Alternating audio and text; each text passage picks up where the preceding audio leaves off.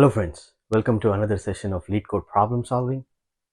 In today's session, we're going to look at one of my favorite problems, generating a subset using backtracking and iterative recursion. So let us understand the problem statement. So given an input list, 1, 2, and 3, we want to generate all the subsets possible with this given set. It is a set because all the numbers are unique. So the number of subsets that can be formed is given by the mathematical formula 2 power n, where n denotes the number of integers in the input set. So that is 2 cube equal to 8. So what are all the possible subsets? An empty set is also a subset, and it can have 1, 2, 3, all these are subsets, 1, 2, 1, 3, 2, 3, and the original set itself is a subset. So totally there are 1, 2, 3, 4, 5, 6, 7, 8. 8, 2 cube is 8. So this is a problem statement. So let us look at the main idea or the algorithm. Also, we will navigate through the call stack and try to understand how we actually achieve this using backtracking. And this is a categorical imperative. So let us look at the main idea and the algorithm and the analysis of the call stack.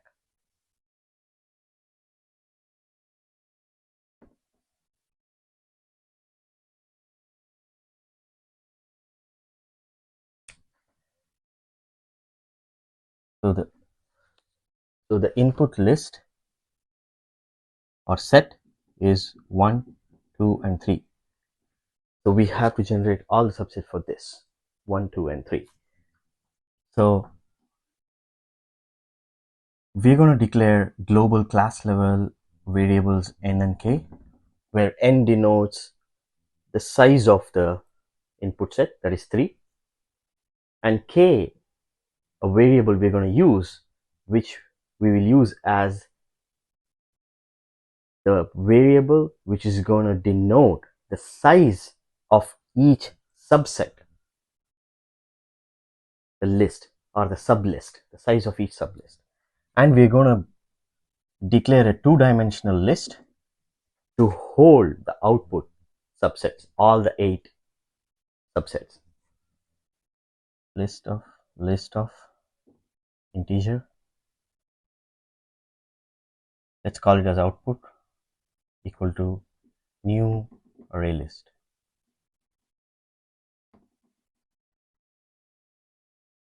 So we're going to break this into 2 parts. One will be the main function that we will call it as subset, and the secondary function we're going to call it as backtrack. So we're going to iterate in the main function for each value of k, and we're going to call the backtrack, and inside the backtrack we'll have an iterative recursive solution to fill up, to populate the subsets based on the input variable k, which denotes the size of the subset. When k is equal to 1, the subset is going to have 1, 2, and 3, like this. 1, 2, and 3. When the size is 2, it's going to have 1, 2, 1, 3 when k is 2. So this is the idea. So let us look at how we're going to approach this. So let us declare and define a subset function. So this is going to take, so we are saying for k equal to 0, k less than or equal to n, k plus plus, we're going to call the backtrack function that we're going to define in a moment. So we are saying k equal to 0. This will call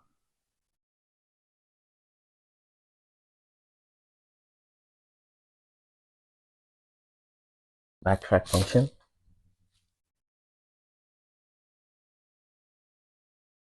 The backtrack when k equal to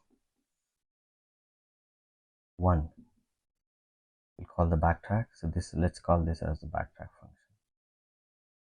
This takes in an index as an input parameter, the output, and a placeholder list. This will be a new array list every time. This is for the sublist, and the initial, let's call this as the initial list of integers, which is a set. And when k is equal to 2, I'm going to call, and when k is 3, so we are doing it till less than or equal to n, so k will call the backtrack function. So when k is 0, the idea is we want to populate an empty subset. When k is 1, we're going to populate all the subsets which has the size 1, and so on and so forth. When 2, we'll populate all the subsets with size 2. When 3, there's only one subset with size 3, 1, 2, and 3. And what is the